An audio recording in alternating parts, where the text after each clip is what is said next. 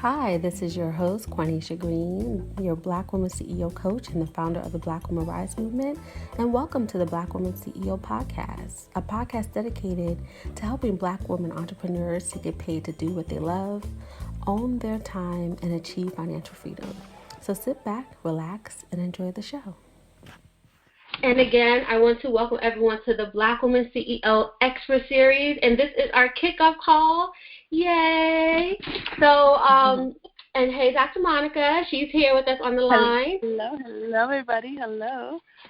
So grateful to have you here as you can say our keynote for the Black Woman CEO Expert Series, becoming the CEO of your life, right? And Absolutely. Awesome. So everyone, as I shared, we will have an Ask the CEO Q&A session. And just to let you know how that's going, so for those who are on the webcast, so if you're on the phone and you want to ask a question, you want to come over to the link that I share, which is the webcast. And in the chat is where you can post your question. We are going to have a moderated Q&A that way, so we won't be opening up the lines, but I will keep track of the questions, and we'll probably allow at least 10 to 15 minutes at the end of the interview so you can pick Dr. Monikah's brain. How does that sound, Dr. Monikah?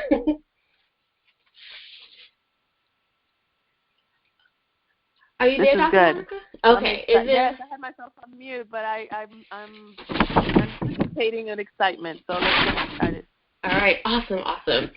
So for everyone who's here, the Black Woman CEO Expert interview series is really to help you, right, the woman who's on path to building her business that will allow her to do what she loves, right? You eventually desire to work from home on your time and achieve financial freedom.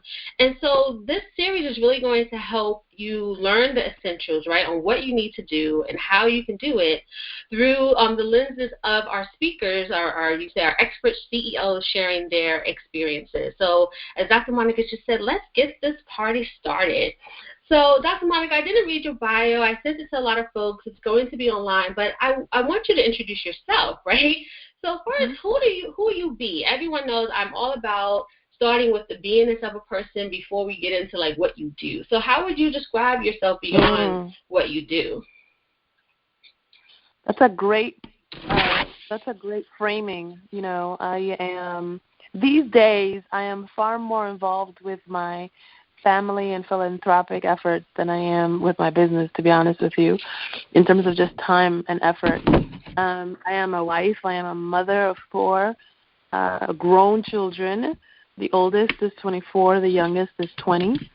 And I also am in that kind of sandwich generation where you are not quite finished with your child raising. You know, we still helicopter over our children, and at the same time taking care of aging parents. My mom and dad are both over 70. My father is about to hit 86 soon. And so for me, one of the reasons why I started my business was to have the freedom to be with the people that I love and to have the financial breadth to be able to make choices out of, you know, what I wanted, what I desired, and not just what I feared or what I lacked. And we'll definitely, I'm going to ask you some more questions about how you've integrated all that together. So thank you for telling us who you be. And I guess I should describe who you be to me because I forgot to share that with everyone.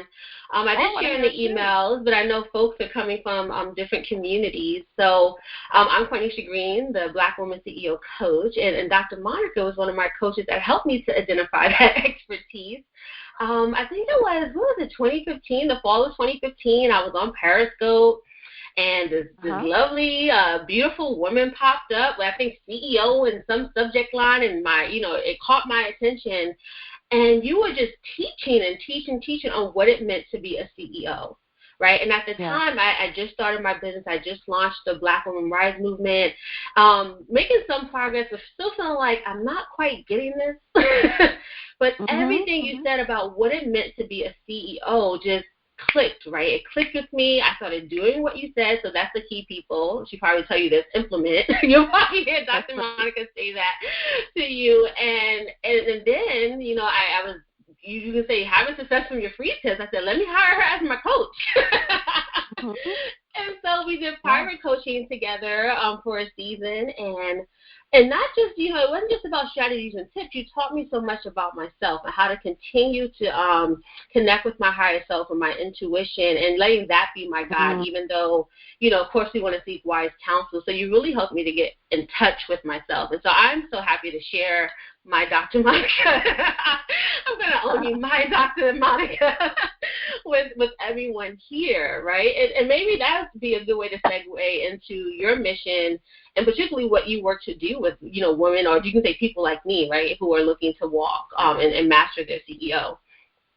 Well, and that's part of my pride and joy of how my work has evolved, because when I first started, my first career out of college was as a financial planner, and the bulk of my business for the first, I'll say 12 years, maybe 10 years, was all about implementation and strategy execution, the hard skills of running a business, meaning sales, meaning profit maximization, systems, also improving the communication and leadership among team members, whether they be executives or managers, et cetera, and then later on entrepreneurs.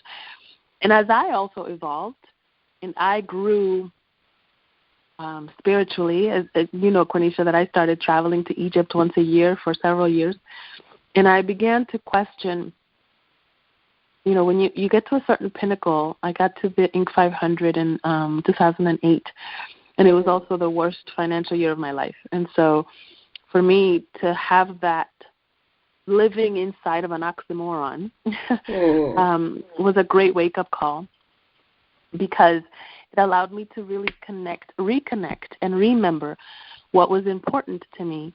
And my work started to integrate a spiritual component to it, not religious, not dogmatic, but very much about, the inner calling of your soul, and integrating that with the way you do business and the way that you master your life. And so becoming the CEO of your life isn't just about, crossing things off of a to-do list, because a lot of times we put things on a to-do list just to appear busy and to give ourselves the panacea of activity to kind of numb ourselves perhaps to the lack of progress that we may be making in our lives. And so for me, it's much more about delving into what's deeply true for you. And then from that root, then the tree is born, so that the branches then reach out to your community, to your family, to the legacy of financial wealth that you're building, and so forth. But it all starts with that root of that spiritual foundation. I love that root, and you can say the source, right, of yourself, but like you said, more than that, right, that spiritual, deeper self, and letting that kind of direct you in all those different areas. So thank you for letting us know, like, that path, and how, that even if it's okay for your business to change over time as you get more clarity, or even clarity on what your client might need or where they need to go. Yeah. So, you kind of answered this, but what would you say if you had to, maybe in a few words, say, like, your area of expertise, and then why it's so important? Wow. So there are 4 pillars, I think, that make a business work. And that is first of all, it is the money that the business makes, the sales that the business brings in. And you've heard me say this before, but just like the purpose of your life is not to make oxygen, if you're not generating oxygen to breathe, then you're not going to be able to live out the purpose of your life. And in the same way, the purpose of your business is not to make money. But if you're not making money, then you're not available for the purpose, the higher purpose of your business. And so we start with the money conversation, because for many people, you need to get over the survival stuff, the desperation, the iffiness, the hesitation, just the ickiness that people feel around money. You have to get over that in order to be able to be a true contribution to people. And you have to get yourself out of the way, so your survival can't be at stake. If every client is do or die, if every paycheck or every invoice that gets paid, it's like the difference between, rent or payroll or your livelihood, then you need to rethink some things. You need to get a job first and then operate from a place of strategy. So we start with the money conversation. And then from the money conversation, then we start with the message conversation.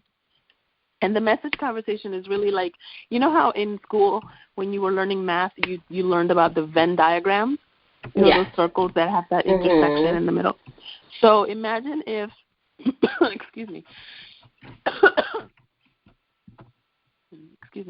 imagine if the deepest calling of your soul, like your zone of genius, this thing that you could do with your eyes closed and two hands tied behind your back and a limp leg, and you can still do it gracefully and people are still awed. That thing that you do with the deepest need of your ideal client, and then it meets in the middle.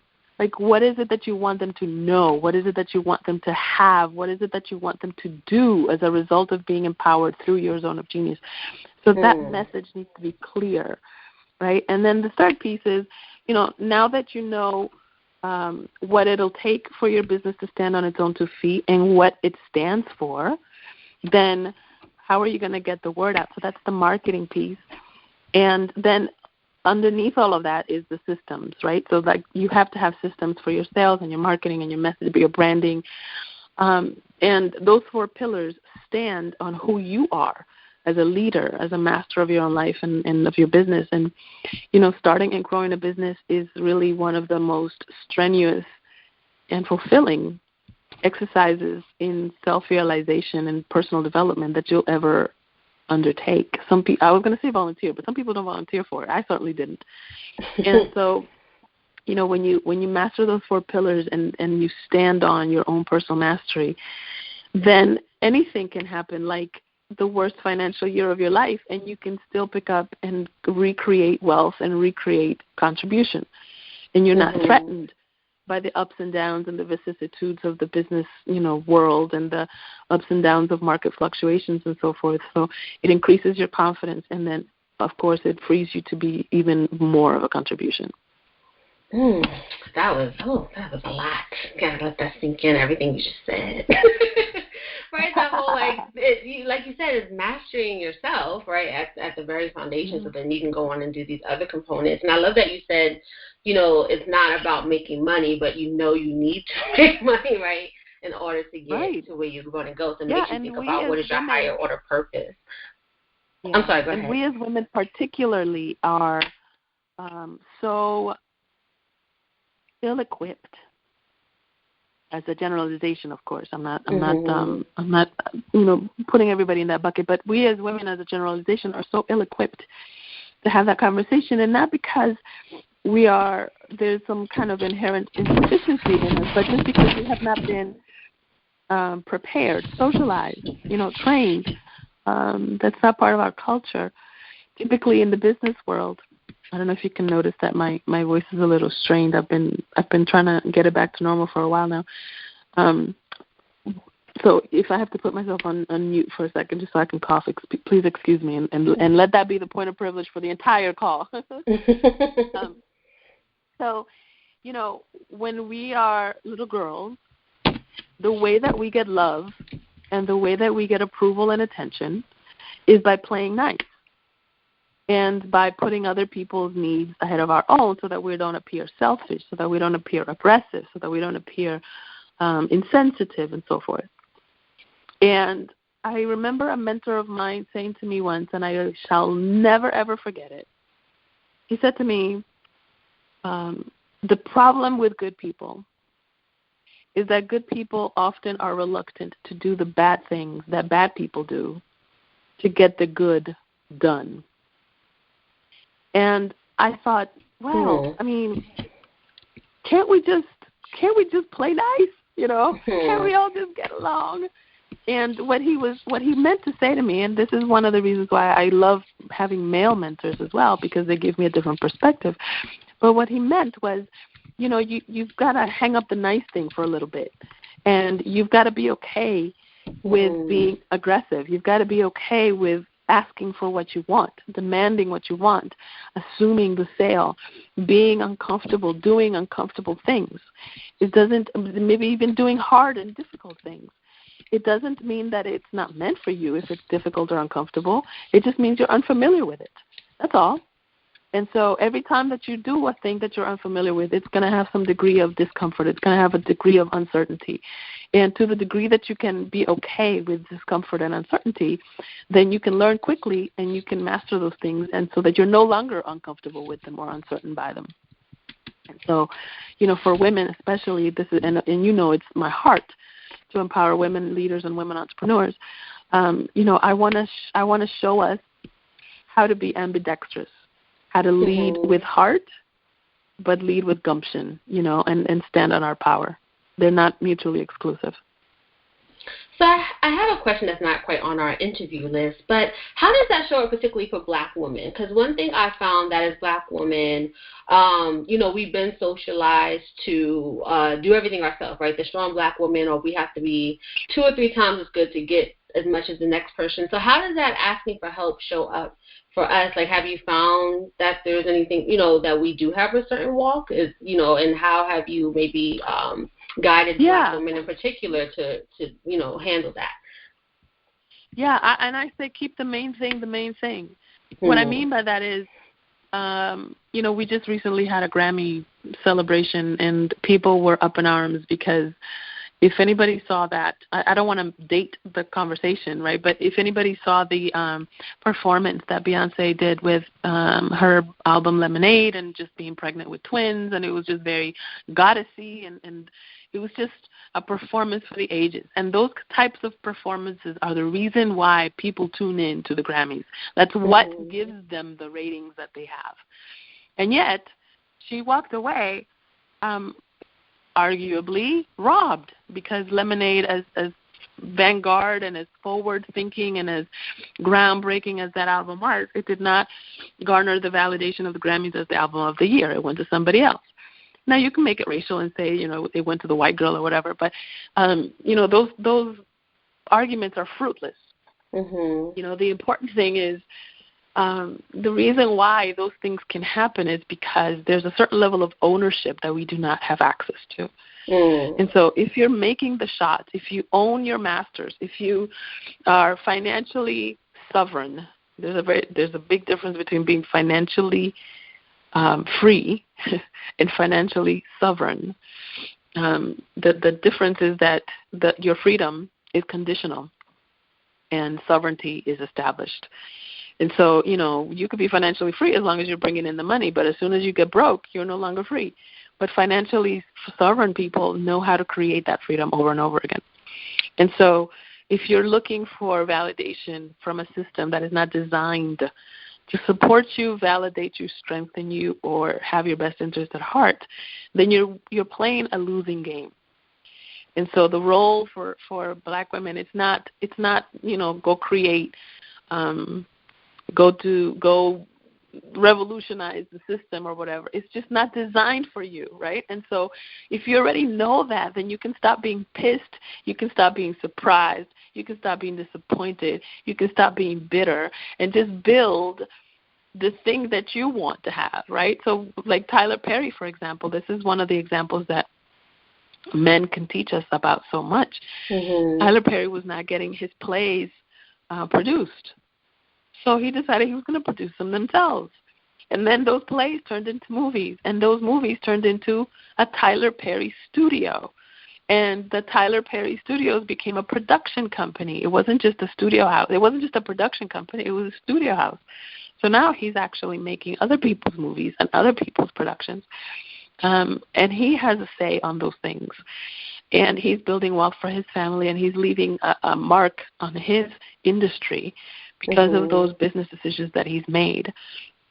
The man has not won any award of note. I didn't think about that. That's what, like, but he's walking in his power, right? Yeah. So it's like, you got to keep the main thing the main thing. This is not about a ribbon. It's not about a trophy. It's none of that. In fact, those things are the things that people give you when they're really trying to distract you from your true power. So if you could just focus on keeping the main thing, then you won't be distracted by those things, and you won't be disappointed and discouraged when you don't get them. Love it, love it. So how did you come to own your expertise in this in your role as a CEO of your company? Like, what has that path been for you? Well, since I've been a stubborn child ever since I was, itty bitty, and so for me, the most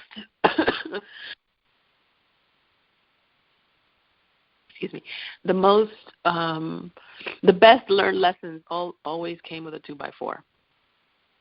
And when I told you that my first career out of college was as a financial planner, and in the height of that career, and I was an up-and-coming, stockbroker, and things were looking up and everything, I got a stage 4 cervical cancer diagnosis and given about a year to live. And so for me, that was heartbreaking. It was, the height of uncertainty. And I had to get really clear. One of my spiritual mentors said, you have to choose. Do you want to live or do you want to die? Not to be cavalier about it. Of course, there was a lot of processes and health considerations that went into that. But that was the first thing. The first thing is to decide what direction are you heading into. And the fact that she posed that question as though the power of my living or dying were up to me. The assumption underneath the question was powerful, right? Because a lot of times when you're facing a mortal disease, when you're facing a mortal disease, you think that there's a lot of things that are not up to you.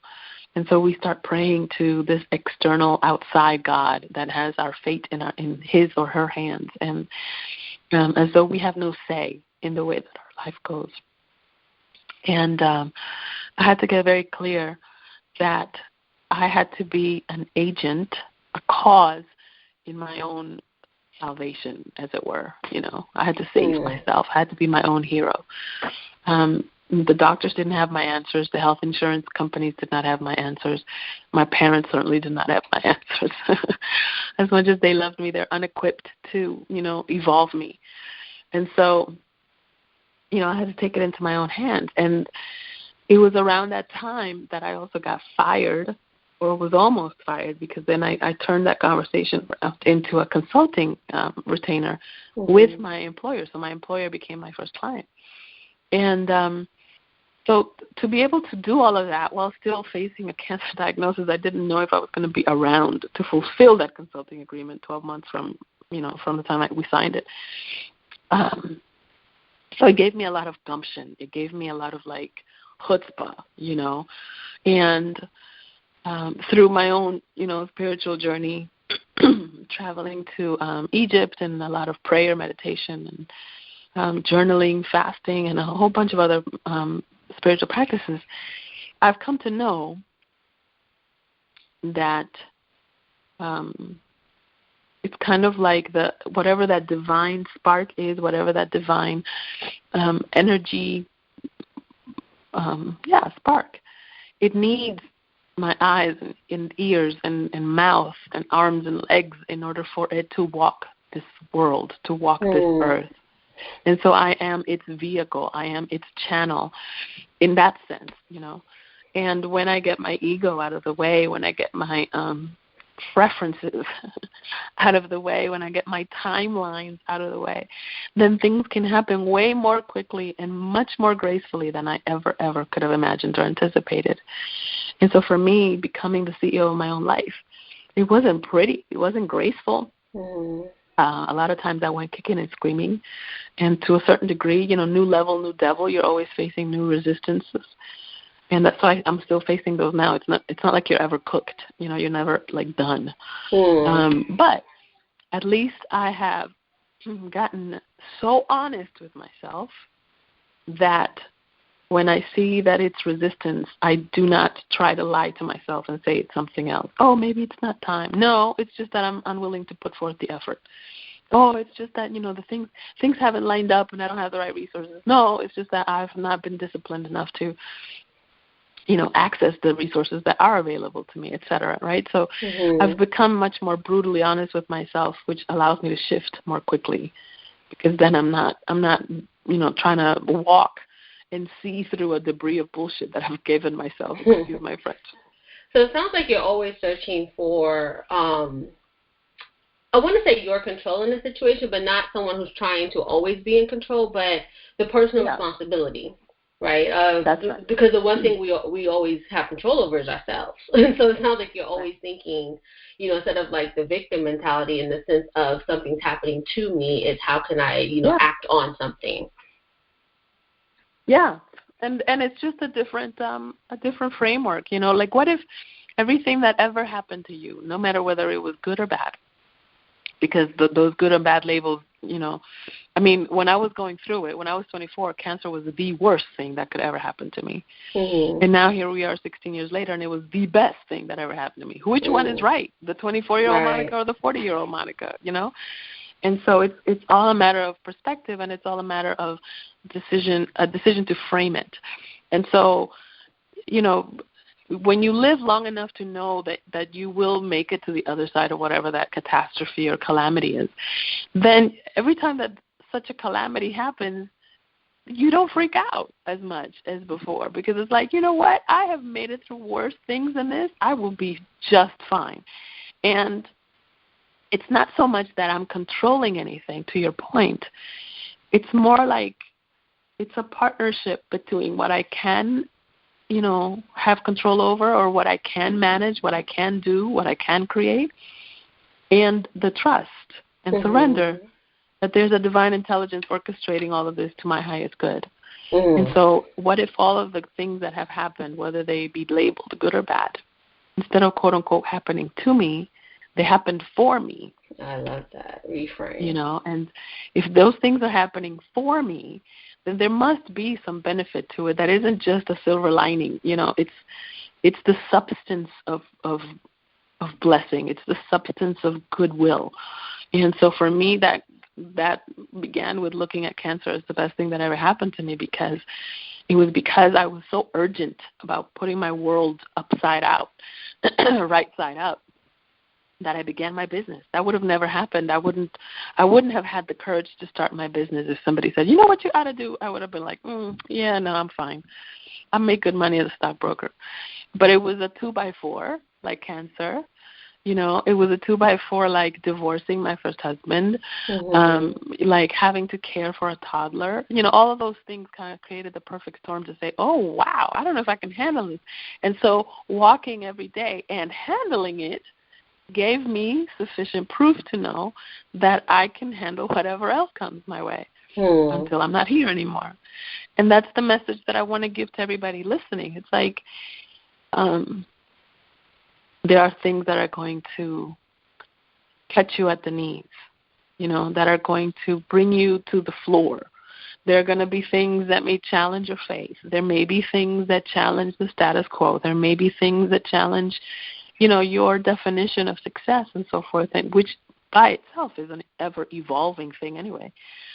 But just because they challenge them, just because you've been brought to your knees, doesn't mean that you can't stand up again. It doesn't mean that, bouncing back. Yeah, right. So there's that point of, but resilience isn't just a thing you're born with. It's a thing that you must decide for. You have to choose it.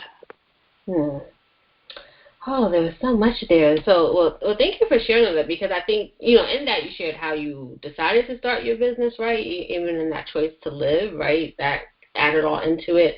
And then even sharing some of the early challenges that you faced, and particularly not just how you overcome them, like in the how-to, but the mindset, right? And not just the mindset. It's almost like a life orientation you had to take on, a way of being. Right, in order to overcome some of these challenges. And now, as you said, as challenges have come along the way, that you can make it on the other side of whatever you're facing. So with all that has gone on, right, how have you integrated, work and business and life and self-care and family? Like, how did all that come together for you, or at least even at now, the stage that you are, how does it look now? Just wondering how that has looked along the path. Well, at first, my business, I was my business, right? So when people were hiring a speaker, I was the speaker. When somebody was hiring a consultant, I was the consultant. When somebody was hiring a coach, I'm the coach. And now my business has evolved to there's a division of it that's about strategic execution, that's about consulting on the plan of it. Some of it includes content marketing, some of it includes curriculum design, because that's how I started in business anyways, was designing a program that other people wanted to buy and license off of me. And then there's the speaking part, and then there's the coaching part and so forth, and there's, digital programs and online programs. You're part of the Fanatical Focus 40 program that we're doing now. And so, but what that has allowed me to do is to, diversify the income streams that my business has so that it isn't dependent on my presence.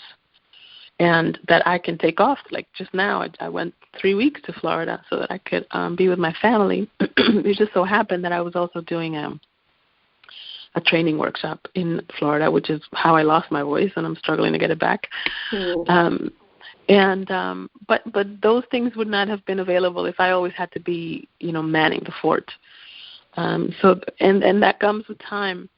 I didn't have a plan from the very beginning. I think the benefit that people have now is that now there's so many resources. There's YouTube videos. You can learn how to do practically anything from a YouTube video, right? Yeah.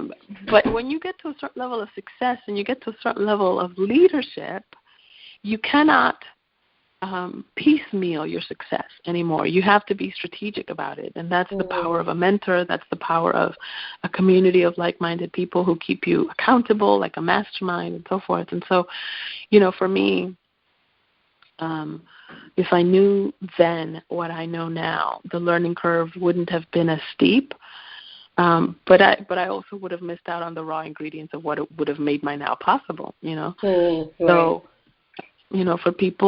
for people who are listening to this and are struggling to grow their business, you have to get really clear about what are the things that are bringing money into your business.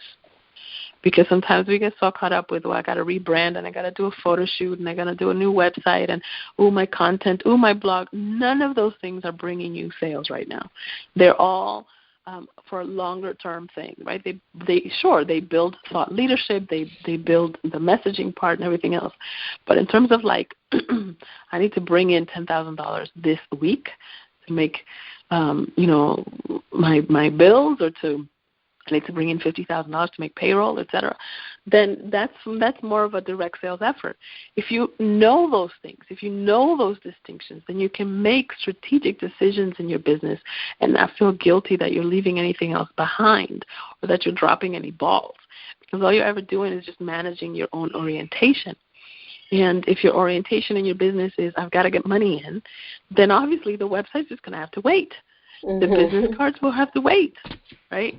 And so, to be able to make those kind of strategic decisions for some people requires some deliberation, and it requires, surrounding yourself with, like I said, like-minded individuals. If you don't already have a mentor, get one, so that you can come to that point of clarity way faster than, the 16 years that it's taken me being in business.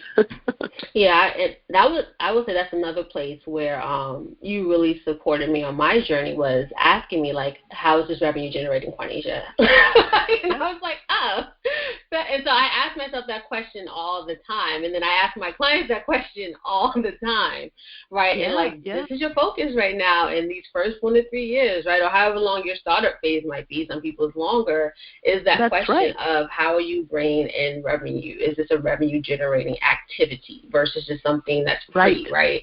It's you can look great and not make money, but if you are about, you're really walking in that CEO role, right? It is about that ultimate question. So that's definitely a place that you've helped me. And to be clear, it's not money for the sake of money. You're not doing it from a place of greed. Mm-hmm. You're doing it from a place of service. I'm not going to be available for my child if I'm not breathing. Yes. I have to breathe first. And so, speaking of children, when a child is first born, the first thing that they do is check for their breathing, right, to make sure that you're breathing in air. Because if you're outside of your mother's womb, and when you're supposed to be taking in oxygen and you're not, you risk things like brain damage or, diminished lung capacity or whatever the case may be. The first thing that a doctor does when the baby is born is check for breathing. And so, it's the same thing with your business. Your business is your baby. You have to make sure it's breathing. I love that. I love that analogy, or that, even just that imagery, right? Because I think it helps shift the mindset from that sometimes people can be uncomfortable around asking for money to seeing it as like, this is a vital part of what I do, right? Am I really being a business owner if I'm not making sure the respiratory system here is working? Yeah. So with that, because I know, so we're saying, like you said, this is the breadth of your business, right?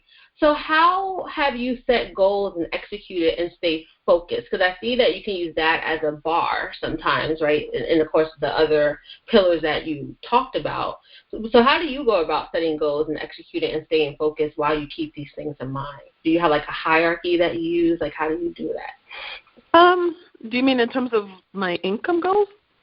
Well, you can talk about income, or just in general, like any goals that you set in your business, just under your CEO role, just to help some of the other ladies think about that.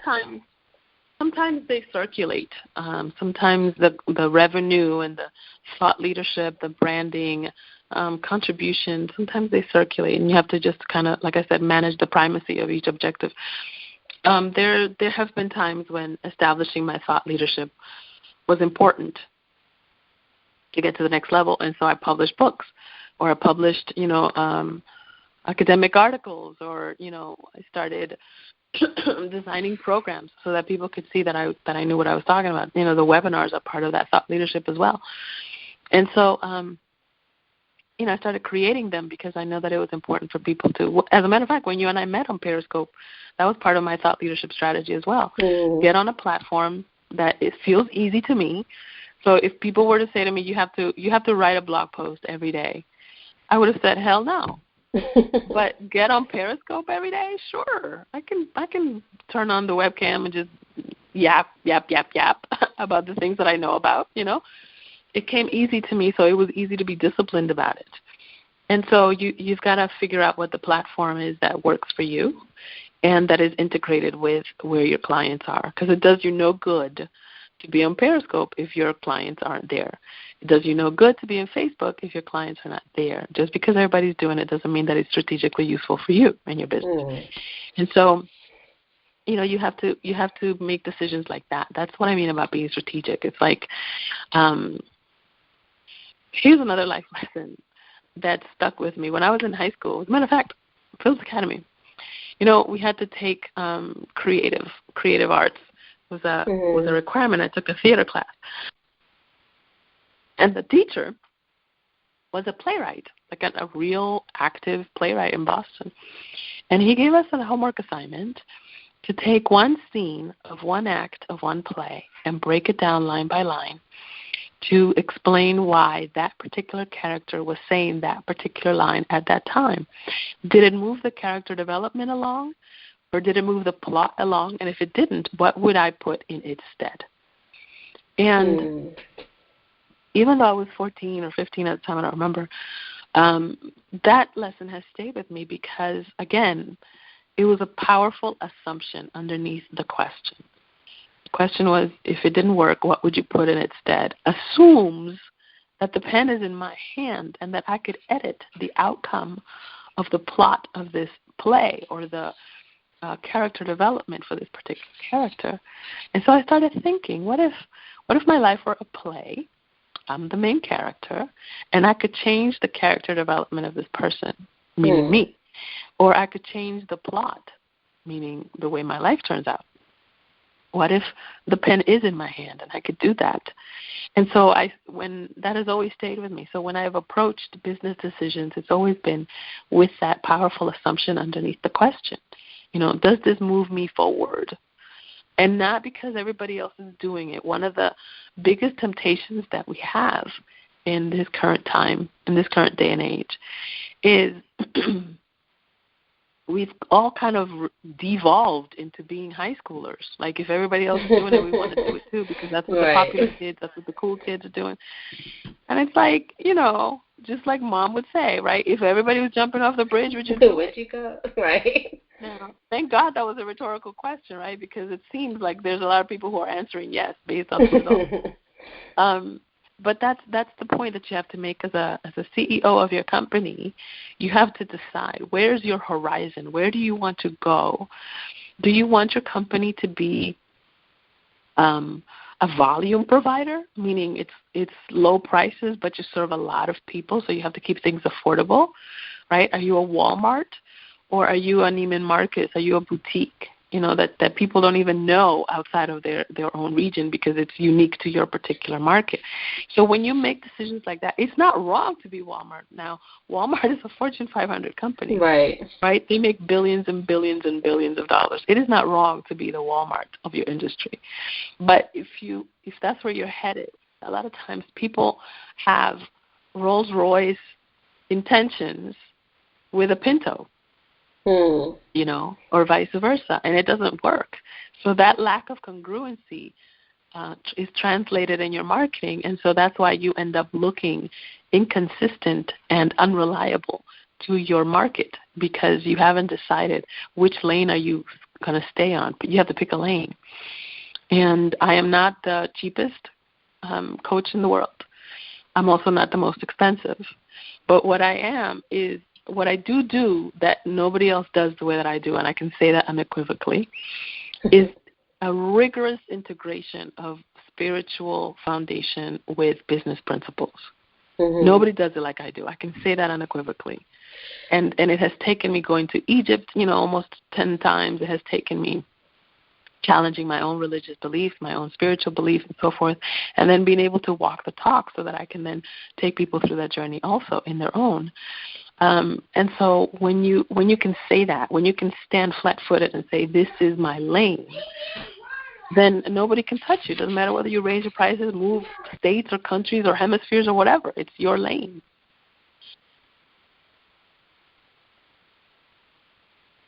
Does that make sense? Yes, it makes sense. It was only a pause, and I'll be very transparent. My son was coming up the steps with his dad. That's that mompreneur life. So I was like, let me mute so everyone didn't have to hear coming up the steps. So that was the pause there. So, I just love that. And I love how you walk in that. You're like, this is what I'm good at, and I know it. Right? I know this is my unique spin. I'm pretty sure your doctorate helps with that. Awesome. Yes, right. Well, and that was also very strategic, right? So I knew that this is the lane that I wanted to play in. So I have to get a PhD in comparative religions, not because I have to, because people won't hire me without it, but for my own intellectual satisfaction. I wanted to know that I knew what I was talking about. So for me, it meant rigorous, deep learning in the field of my choice, which in this case is comparative religions. If I'm talking to somebody and saying, all roads lead to God, I've got to be able to know that, right? Like you can't just read one particular sacred text, ignore all the others, and then make that assertion, because you don't know enough to be able to make that assertion. And so that's and the same thing with business. It's like, I can't make an assertion to people that the first thing that you have to concern yourself with is oxygen, unless that is true across industries, across verticals. Is that true for manufacturing? Yep, it's true for manufacturing. Is it true for retail? Yep. Is it true for the tourist industry and the service industry? Yep. What about professional services? Yeah. Well, by God, I just ran into a universal principle. What do you know? So it's by walking the talk that I can stand flat-footed and say, yeah, this is what I do and this is what I know. And the challenge that a lot of people make now, the mistake that a lot of people make now is that, they get downsized from a company and then they just open up the doors and hang up their shingle and say, okay, I'm a coach now. And I have too much respect and the word has cheapened as of the last 15 years. But before it was coaching, it was about mentoring. And in order for you to be able to mentor someone, you've got to share your walk. If you haven't walked, there's nothing for you to mentor about. And so, I take that sacred trust very seriously. And for anybody who is looking at your life and saying, okay, well, I'm ready to become the CEO of my life, then the first thing that I invite you to look at is, where is it that you can unequivocally say, like I know in the bone marrow of my bone marrow that this is true. The way that I know that about, somebody's spiritual walk, that you must, a lot of times people say, well, you can either be spiritual or you can be business savvy, but you can't be both. And my message is you cannot be business savvy unless you're spiritually grounded. And you cannot be spiritually grounded unless you have some experience in the world. Because you've heard of the term, sometimes people are so heavenly that they're no earthly good. Yes. And so for me, it's like you've got to be able to manage both. That's the message behind the Word became flesh, and the Word became manifest. And so it is you, as an idea in the mind of God, becoming manifest and showing up in your highest, grandest vision of who you are. And I don't mean who you are like your personality. I mean who you are like who you were created to be. Right. And so what is it that and what is the message that you want to leave the world? Like if it was up to you to make the world better, where would you start? And that's the hint for that is your zone of genius. The hint for that is your unduplicable talent. It is the thing that you have a heart for, that you will do every day for the rest of your life, that will fascinate you, that you'll spend time studying, that you'll go to conferences for, that you'll talk to people about, that you'll, procrastinate on what you're quote unquote supposed to be doing so that you can surf the net and read more about it. Those are hints. People are always talking about, I want to find my purpose. Those are hints. Your purpose is right in front of you. It's right there on top of your nose. And it's the things that make you pissed off, that draw your passion, the things that you can spend hours discussing and debating and arguing and researching and so forth. Instead of consuming all that information because you're so passionate about it, put something out. What do you say about it? And the PhD journey, I did it twice, once for comparative religions and once for psychology. The PhD journey is about, given everything that has already been said in this field, what do you have to say? What do you have to contribute to this field? And so it's the first step in owning your own mastery. In the academic journey, so to speak. So you've got to do that in the business mastery as well. That's why I called my company CEO Mastery, because it is an integration of your personal life, your spiritual foundation, and your business acumen. I just love that idea of it's like we consume, right? And sometimes we do it formally, like through education and all these other pieces. But then the question is, what are you creating? Or just that question that you said of, what do you think, right? Yeah. Because that's going to be your worldview to filter through your values and your experiences, right? And that's where I wrote something online just yesterday that your worldview is your USP, is your unique selling proposition. Let's think beyond the niche, I love that. Right? And so that's all that comes into that. And that's what I hear you saying of like walking in that, right? Mastering it, master your trade, but also walk in it in the way it only that you can, right? Because I could have took comparative religion and psychology, and I could have thought about business and came up with something totally different, right? Because it's all filtered through Dr. Monikah's life, and just how it's all going to be filtered through our listeners' life, right? Even this conversation, I'm pretty sure all the folks in the call will be getting different, takeaways and all these things as they filter in your advice. So, as we kind of transition to our Ask the CEO, I wanted to kind of do our closing questions here, which I feel like you went into, but I guess maybe just for clarity though, like what is that one piece of wisdom you would share with the woman who's, either the woman's frustrated building her business and she desires to become the CEO master or this rock star CEO, right? Like, or another way to think about it is, what do you wish someone told you when you started this journey? Stop comparing my journey to other people's, and start listening to that inner voice. A lot of times the reason why we are looking outside of ourselves for best practices or for, how is somebody else doing it, or how far along should I be given how far along somebody else is because you don't trust your own inner voice. You don't trust your own inner compass. And it is the most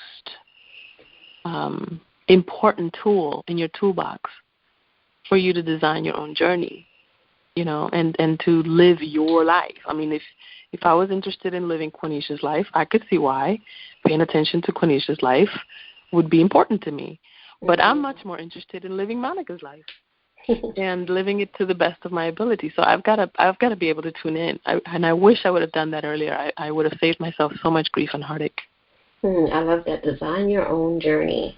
And what's your personal mantra or motto or saying or quote that you live by? I always check myself with this particular question because I always say questions are the creative acts of intelligence. So whenever I'm tripping and whenever I'm just kind of, you know, spinning in a tizzy, I always ask myself, who's speaking? And what I mean by that is there's a part of you that is frenetic and terrorized and, you know, small-minded and naysayer and doubting and so forth. And that's the small part of you. And the higher self or the evolved or the Christ self part of you, that part doesn't have questions. That part already knows. That part is certain. And that part isn't threatened by doubts. And so when I hear myself talking small and I ask myself who's speaking, it's an automatic checkpoint. I'm like, oh, okay, I got small again. Okay, my bad. Reframe, you know. So it's a great way for me to bring myself back to center. I love that question. Who is speaking? So what's the number one success strategy? You shared so many, but what would you say is the number one success strategy or tip you would give to the women or, you know, our Black women CEOs who are on the call who are in these early phases of building a business? Fail fast. Fail fast. That's what I would say. It's like if you hear something sounds like a good idea, okay, execute. Try it on. Take some action. Because a lot of times we're like studying this and studying that, and we're collecting notes and we're joining webinars and we're signing up for lists, and it's like it's all collecting dust. And you're not doing anything with it. And you think that the reason why you're not further along is because you haven't gotten to that program or this webinar or this class or whatever. And it's like, no. What you've got to do is dust off some of those notes and actually put them into action. And one of the reasons why we hesitate to do that is because we don't want to fail. But if you think about it, you not taking action is producing the same result as you doing something and failing. So you might as well. Because at least with failing, you will have learned something. Right, you know. It's like, okay. You got some information, right? Versus it all being in your head. I love that. Fail fast.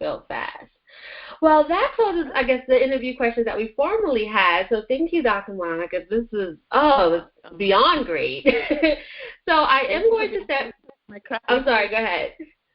I said thank you for being patient with my crappy voice. And then thank you for being patient with our technology challenges. So I do want to honor Dr. Monikah's time, and I know we started a little later. So what I'm going to formally do is set our timer for 10 minutes, everyone who's listening and active, for our Q&A, because I do want to be mindful of that, and also your voice. I know you've been talking for a while. So I'm going to set that. And we do have some questions here in the chat. And ladies, as I said, you can post your questions in the chat. We got some ahead of time, too, for Dr. Monikah for our Ask the CEO Q&A. So the question that we have here, just for anonymity, I won't say anyone's name. I'll just say the question. So the question is, how have you all managed balancing your personal and business presence to the world in the world of social media? So how have you managed balancing your personal and business presence to the world, but in social media? You can say in the social media realm. You know, I'll be really, really honest with you. The only reason I share personal things in social media is if it fulfills a business purpose. I don't share it for the sake of sharing it. I don't use Facebook as a venting machine. You know, I have people who support me for that. I have journals for that. You know, and so the only reason I use social media is to stay connected and to put forth the messaging that I want to put forth. It's not for me to divulge personal details that have nothing to do with my business life. For that, the people who need to know those things, they already know them. They're already in my life. They already have my cell phone number. They already come to my house. We already have dinners and coffees and breakfasts and so forth. So I don't need to broadcast it. But that's a personal decision. Well, I think that's good. It gives some people some idea of, you can ask. And once again, it's still that question of, is it too much? But that's what someone decides. But is this a story that's highlighting, a teachable moment, right, or something related to the area of expertise that you want to share with your community? Yeah. So that's one way you can use that as a. It's one of the reasons why I haven't commented at all about the political landscape of our country in the last 18 months. I've talked about principles and I've talked about commitments and so forth, but I've not mentioned anybody's name. I've not said who I'm voting for, not voted. You know what I mean? Like all of those things are personal. They have nothing to do with my business. So I'm very deliberate about what I put forth. Thank you. So another question here that I think many of us, even me, I want to know. Did your friendships and support group change when you became successful? And then some sub-questions. How did you cope with that, and was it a lonely journey? Yes, and yes, and yes. And how I coped, sometimes I cried when I don't drink anymore, but when I used to drink, sometimes I would, drown my sorrows.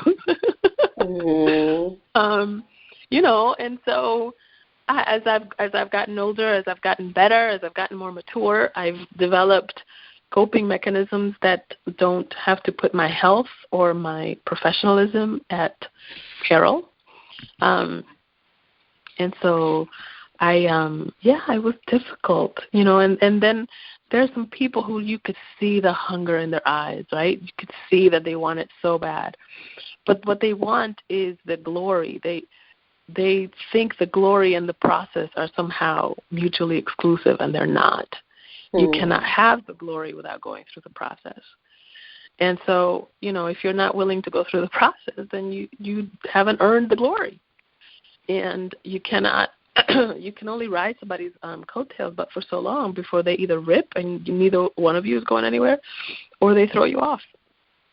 So, for me, that meant there were a couple of friendships that, for example, one particular friend and I were estranged from each other for 7 years.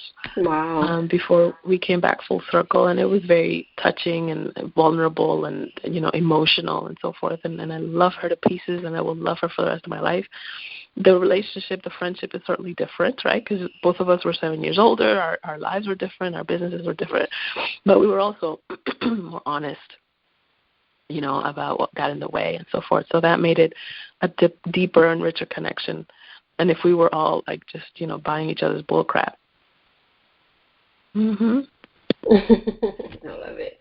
And I even love that, the idea that even if something's lost, right, a friend but you can always come back to it, right, and try to repatch it up and see if it's mendable in some way. So thank you for sharing that. I know sometimes along the way I have dealt with loneliness, even in the 2 years that I've gone full time. So that's why I was like, what did you do? I need some tips, because working, I think sometimes, at least for me, I had this vision of working from home, and then I actually started to do it, and I was like, I miss the sound of other people near me, or folks going in and out the room, or the water cooler talk, right? I didn't think about those aspects of traditional work, the socialization aspect that would be missing with me being home, or me being home with little kids, right? So that's right. That aspect. Right. Well, that's why, the conferences and the networking events are so important, because it allows you to kind of have that adult moment, right, and that professional moment. Yes, adult conversation. So important. Okay, so another question that we have here was, how did you keep believing in your vision even at those times where you were not making a profit? Man, I wish I had some smart and noble answer for this. But honestly, sometimes the only thing that kept me moving was, I am not going back to my mama's house. Okay, that's the low that's the low line that I am unwilling to cross. I'm not doing that. I'm not going back to my father and my mother's house. When I left for college, I said I wasn't coming back unless it was to visit, and I plan to do just that. And so sometimes it wasn't about believing in my vision. It was just about avoiding a particular pain, right? And sometimes we tend to judge ourselves. It's like, well, shouldn't a vision pull you forward? Sometimes. But when you're in survival mode, you don't have any RAM. You don't have bandwidth for vision.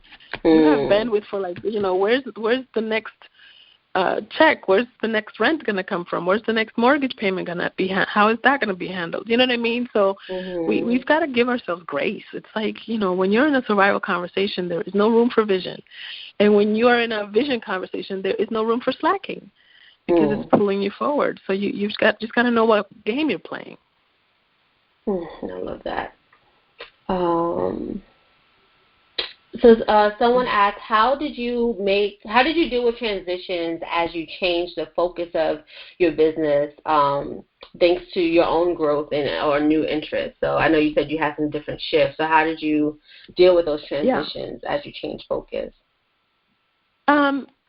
Some of them were very smooth. Like, when the last client dropped off from one particular vertical that we were focusing on, then I just deleted it off of the website and I never talked about it again. And it was just as smooth as that.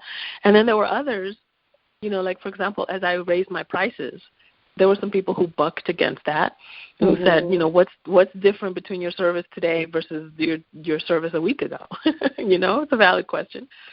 And my answer to that was, well, a week ago I was undercharging you.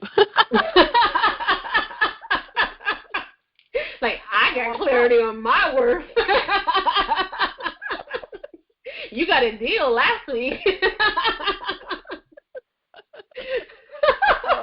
I'm sorry, that is hilarious. It's like nothing but my perception. Yeah. So some of that stuff you have to deal with it with humor, with patience, and allow people the grace for them to deal with their own humanity, just like they're dealing with you first. And also realize that you have to create a vacuum in order for it to be filled with something else. So if you want to attract clients that can afford to pay you at a certain bracket, you want to move from one tax bracket to the other, you're going to have to create a vacuum for that. You can't keep taking the nickel and dime clients if you're waiting for the premium clients because they don't mix. They don't go to the same parties. They don't shop at the same stores. So you've got to create that vacuum and you've got to walk in that confidence, right? And so sometimes that just means going to different networking events. And some networking events are $5 at the door, and some networking events are $1,000 6 months from now. So you've got to be very clear about where do you want to sit. And so for me, I had to make those decisions. And there's a part of running that people don't talk about, and that is when you're running and you take your foot off of the ground. And then, but right before the next foot hits the ground in front of you, there's like a nanosecond where you're suspended in the air, and it happens so quickly and so often because when you're running, you're doing it every nanosecond, right? That you don't notice it. And in business, there's a time between when you've leapt off of one mountain and you're going over to the next one where you're suspended in air, and it's kind of like the Wile E. Coyote. It's like, oh my God, there's a point where you're suspended, you're like, oh crap, am I gonna fall now? And that's very scary. But it's only scary because you haven't faced it before. Every single time, from the time that you were born to now, you have done things that you have no familiarity with. That's how you learned how to sit up. It's how you learned how to walk. It's how you learned how to use the fork and knife. It's how you learned how to speak English. It's how you learned what to say to your mom to get love and attention and what not to say so that you don't get a butt whooping. You learned all these things through trial and error. So it's the same thing with business. And it's just because it's unfamiliar doesn't mean that you can't handle it. Love it. And so that was the little noise you heard was our timer for 10 minutes. But can this just be our closing question that came in was, because I think it's really important, especially in where we are in our American history, is how does the question is, how do you keep on believing in the good of humanity in the midst of so much turmoil? I mean, have you seen a child? You know, when you talk to children, they're so present in the now moment, and they're so uninterested in your crap and your drama, right? They just want to play, they want to eat, they want to go to the park. You know what I mean? And I deeply, I don't just believe this, I know this, that whoever you were when you were 4, the things that lit you up when you were a 4-year-old little girl, the things that lit up your client when he or she was a 4-year-old little boy or girl, those things are still there. And even the people who we can label evil or selfish or greedy or whatever, they too have a 4-year-old. Right. And somehow the dreams and hopes and desires and joys of that 4-year-old got lost in translation. And just because I don't understand that person's language doesn't mean that they're not trying to communicate what that 4-year-old wants. And so for me, it's just a matter of, you know, and this may come because I already speak 5 languages, right? So for me, the process of learning a new language means it opens up a whole new world. So I tend to see human beings in that capacity of communication. It's like, you know, it doesn't matter if we belong to the same political party or if we agree ideological in certain things. You still have your humanity and I still have mine. Nobody can take that away from you. And how I treat you, how I view you, isn't contingent on how you view me or how you treat me. It is only contingent on the type of world I want to create and leave behind and the kind of world that I want to live in and who I want to be in it. And with those as my benchmarks, then you could while out all you want to. I'm still going to be respectful and clear and rigorous and, you know what I mean? I'm not going to let you beat me up. You know what I mean? I have boundaries too. But I don't choose to allow people the power to dampen my horizon. I love that. And I know the theme of this call was becoming the CEO of your life. And even what you just said was still about retaining your power, right? The power to create, the power to choose, right? To be 100% responsible for your life. So for those who are listening to this, that's one thing you can think of, right? How is that showing up in every aspect of your life, including your business? So thank you, Dr. Monikah. This was an awesome kickoff call. And I know the listeners I've gotten so much out of it, you know, and I talked to her a lot. And so this was great for me to hear this and to continue to connect with spirit in all those ways, right? That creative spirit that we all have. Just because. So can I give people some homework? Can I give an action step? Yes. Okay. So everybody listening, I want you to consider, imagine that whatever it is that you think God is, you know, people have different names, Allah, Christ, the Virgin Mary, whatever, right? The universe. Imagine that this energy or this person was coming to your house for dinner, right? Or was coming to your business, kind of like, you know, bring our daughters to work day, right? So it's like bring spirit to work day. Imagine if you were bringing spirit to work. Would you have them sit down in that raggedy chair? You know, would you have them sit down in that messy desk? Would you bring them to that crappy car?